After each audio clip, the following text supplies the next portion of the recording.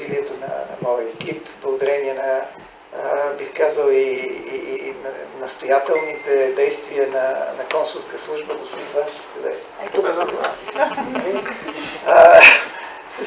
Се стигна, слава Богу, до момента, в който този проект получи и подкрепата на правителство финансова, на външно министерство, разбира се, преди това.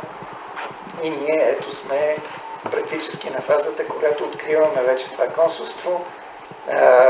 Лансирани са и процедурите за назначаване на съответни служители, като изискванията за тях са достатъчно високи, за да може от първия път дори да не успеем да излъчим така хора. Но, разбира се, усилията ще продължат, което означава, че ще бъдат излъчени подходящи хора. С други думи, ще имате възможност да разчитате на едно българско присъствие административно в Единбург, нещо, което не е без значение. Не само от гледна точка на това, че няма да се налага да се пътува до Лондон, окей, супер, това е страшно важно, но само по себе си това не е единствената цел на този проект.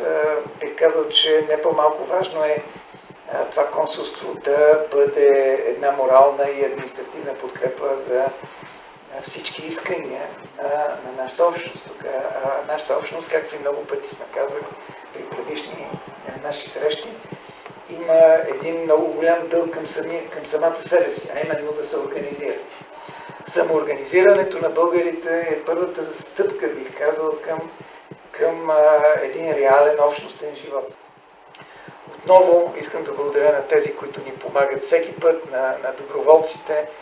Не го казвам формално, не го казвам от любезност, а и не би имало причина.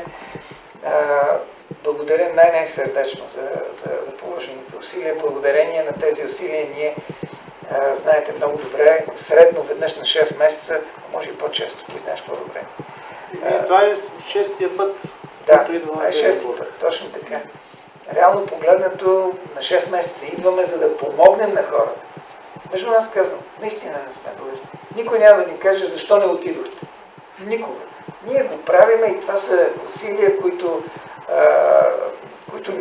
никой не ни плаща допълнително или служебно да ни кара, няма такова нещо. Правим го единствено и само с голямата амбиция да бъдем наистина полезни и да бъдем едно място, на което българите се събират, общуват помежду си, получават някаква помощ, съдействие и връзка с родината. Затова още веднъж благодаря на всички. От тук нататък обаче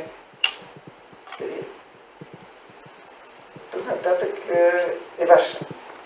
Каквото държавата можеше и трябваше да направи, го направи.